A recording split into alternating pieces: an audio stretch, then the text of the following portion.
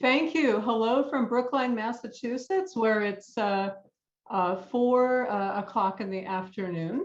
And I'm so delighted to have a chance to talk with you about this book. I joined the Big Read for the Way We Live Now, and we met a husband hunter in that book. And I'm so delighted to talk with you about the American Senator. And thanks for anyone who can join me next week for discussing women's spheres of action. This is a particularly juicy set of chapters. Quite a bit happens with both of the book's central young women, Mary Masters and Arabella Trefoil. And as this set of chapters opens, we've just learned that Mary's trip to Dillsborough has been postponed due to the serious and somewhat surprising illness of John Morton. And ever resourceful Mrs. Masters views this as yet another chance to get Larry over there to propose again, and maybe he can persuade Mary to marry him, even though Larry is doubtful that he can succeed. And in this group of chapters, Mary comes to a more complete understanding that she could never marry Larry because her heart belongs to another. It belongs to Reginald. And it's interesting that Mary realizes this while she's walking to Bragton over the bridge. And often in Trollope's books, scenes play a very important part. If people return to a familiar place where an important conversation took place, or a realization, and Mary's returning to this place where she first saw Larry and Reginald together and thought about the two men. And it's here where she returns to this place while walking to Bragton that she realizes that she could never marry Larry because she doesn't love him that way. And indeed, her heart belongs to Reginald, even though she's angry with Reginald for, as she puts it, meddling with her by making her think Larry is not fit for her and she shouldn't think about marrying someone like Larry. But even after Mary has had this realization, several chapters later, once again, Larry's willing to try his hand. And Mary asks herself, could I bring myself to marry Larry? Can I make my family happy? Could I be of use to Larry? Since to use one of Trollope's favorite phrases, I've been building castles in the air about Reginald. It's not going to happen. And if John Morton dies, he's even more out of reach. So maybe I should just try. But when Mary comes down the stairs and sees Larry, she just can't do it. And some of you may have thought of, if you've read He Knew He Was Right, you may remember Nora. She's in love with the journalist, Hugh. Hugh's penniless, not penniless, doesn't have much money. She thinks she has to marry for money. And yet when she gets a juicy marriage proposal from Lord Glasscock, she thinks maybe she can bring herself to accept him, but she just can't do it. And both of these women sort of follow this maxim in Trollope's novels that people should marry for love, right? Even though we see some mercenary marriages, people should marry for love. And she, in fact, finally confesses to Larry, my heart belongs to someone else, right? But Larry tries to say, look, before she makes this confession, I can make you love me. Quote, good usage will make a wife love her husband. So this is this notion that, sure, you may not love him in that way now, but if he's good to you, love will grow. But Mary doesn't believe this. And she says to him, my heart doesn't turn itself that way. So we have a mismatch where Larry's heart longs for Mary, and that's where his heart is. And he doesn't think he can ever get over her, but she just doesn't feel that way toward him. And we see this theme in some other Trollope stories too. But one of the interesting parts is where Mary admonishes Larry to be a man. Be a man about this. Don't sell your property. Don't leave the country, be a man in the face of this rejection. Don't do rash things. Look at me. I'm having to deal with this secret love that probably isn't going to go anywhere. So we'll have to see in the rest of the book whether Larry follows Mary's advice. Meanwhile, in these chapters, Mary and Reginald are thrown into each other's company quite a bit because of the serious illness of John. And Mary is sort of a regular part of the household at Bragton. And in the chapter, The Two Old Ladies, Trollope treats us amidst this meetings to a marvelous description of the battle for control between Mrs. Morton, and Lady Ushant, and Mrs. Morton trying to drive Lady Ushant from the house as some sort of imposter or stranger, where Lady Ushant said, I spent more time in this house than you did. And she's generally willing to defer to Mrs. Morton in most things, but not where her dying nephew wants her there, right? So Mary's kind of around the household, but Mrs. Morton at one point asks who Mary is, but doesn't really take much notice of her. But we see that Lady Ushant, even though she's urged Mary to consider Larry Twentyman, secretly harbors a wish for Reginald to marry. And she even hints at much when she says to Mary at one point, ah, dear, if it could be as I wish, right? And Mary conversely thinks of pouring her secret out to Lady Ushant, Okay, so Trollope is advancing the plot with Reginald talking to Mary about how he may become the squire if his cousin dies. And he doesn't seem to look forward to the squire. He said, I give anything if John would live. And a bit like Mr. Darcy sounding out Elizabeth Bennet about how far she would like to live from home when she married, when Mary says being a squire must surely be the best of all lives, Reginald asks Mary if it's a life she would like if she were a man. And she says, yes, if I were a man, right? So that's not exactly a marriage proposal, but maybe kind of sounding her out a little bit. So after John dies, Reginald realizes there's only one possible mistress of Bragton, and that has to be Mary. But at this point, he's still laboring under the misimpression that her heart belongs to another. So when we end this set of chapters, they're still laboring under a mutual misperception. And Mary's father plays a brief but important role in these chapters because Mrs. Morton, scheming to thwart the dying John Morton's plan to leave the estate to Reginald, who he considers a proper heir, thinks maybe I'll get Mr. Masters over here and talk to him about a sudden need to come over kind of hastily and draft a little codicil to the will. And Masters says, no, send to the proper attorneys for this. I'm not going to be any part of that because I'm not going to be part of something that would disinvest Reginald. So that doesn't really go anywhere. And so when John dies, the will is read, Reginald's the heir. But of course, the will has a surprising gift to Arabella. And this Trollope kind of links John Morton back to Arabella in these chapters. Arabella, at John's request, has come to see him on his sickbed, even as her family members are trying various maneuverings to bring Lord Rufford to heel.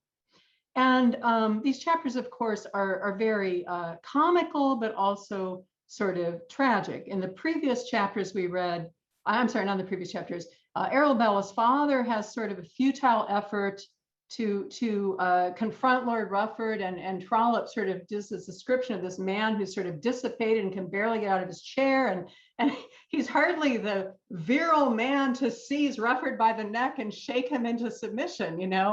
Rufford's basically kind of blowing him off, and says terrible misunderstanding. I respect her highly, but so he kind of bumbles it. And then there's a family conference at Mistletoe about how to bell the cat, so to speak. And it's on the one hand, they all seem quite serious that Arabella has been done some wrong, and they ought to try to do something about Lord Rufford if they can. But in the end, they pick Lady Augustus, who obviously is the worst possible person. Like, the Duke could easily have brought his power to bear, on Lord Rufford, chooses not to. Mistletoe could have done it, doesn't want to do it. Even the Duchess might have had some luck, but they choose Lady Augustus to bell the cat, so to speak. And that, as we see, that basically turns out as a payoff scheme, right? Lady Arabella won't tell her mother the crucial details, because Arabella insists that this proposal, the fake proposal, happened more than once. And if the mother had more details, maybe she could have pressed a little harder, like, didn't you do this? Didn't you do that in the carriage? But she's kind of doesn't really have enough full information. But once again, he's just not a marrying man. He's not the marrying kind, and so forth and so on. And here's a piece of paper with a number. The paper slid back with a higher number, and this is the way he thinks he's going to free himself. But of course, Arabella is outraged. Now, I wonder what you all thought about two different type of payments in these chapters. Morton makes this generous bequest to Arabella in his will, right? Plus his jewels and his watch, plus this like 5,000 pounds. And her conscience is seared.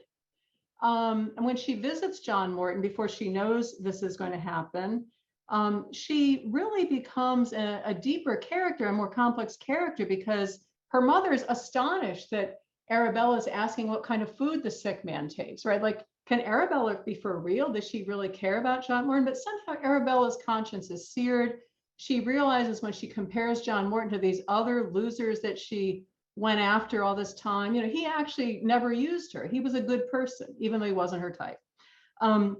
So before she leaves, he calls her back for a second scene after she's told him everything, and tells him he forgives her and bids her to be true to someone, right? And so he follows this up with this bequest. Now, she doesn't yet know about this bequest at the time of these chapters, right? But it's a very significant development. Through these scenes of them both going to Bragton together, Trollope also put some distance morally, as well as physically, between the mother and Arabella, because the mother just is baffled about why Arabella would waste her time going to the sick man's house.